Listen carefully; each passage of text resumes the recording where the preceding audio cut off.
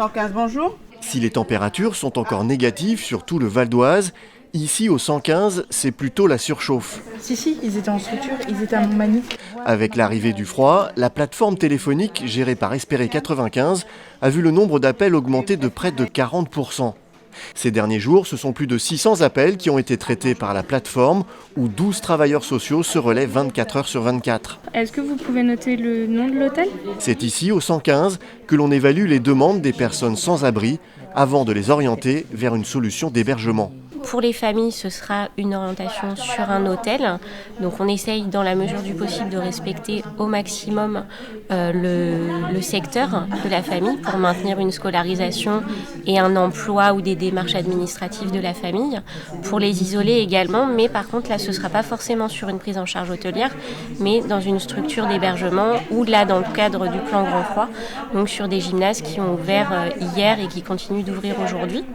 Avec la mise en place du plan Grand Froid, l'objectif est de pouvoir répondre à toutes les demandes des plus démunis.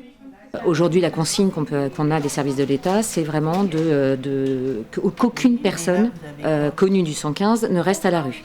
Donc tous les appels, on essaye de trouver des solutions d'orienter et jusqu'à tard le soir, comme par exemple hier soir, où on était vraiment dans des températures ressenties très très froides, il a fallu trouver des solutions très tardivement, même précaires d'une nuit pour pouvoir mettre à l'abri le plus de personnes possible et surtout particulièrement les familles. Une consigne de mise à l'abri pour le moment respectée.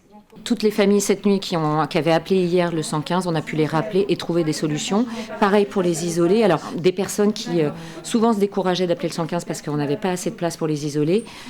Depuis hier, avec l'ouverture du plan Grand Froid, on a toute possibilité pour pouvoir les orienter. Donc on conseille, on rappelle toutes les structures d'accueil de jour, d'accueil de nuit, de conseiller aux personnes isolées de nous rappeler parce que là aujourd'hui on dispose de place.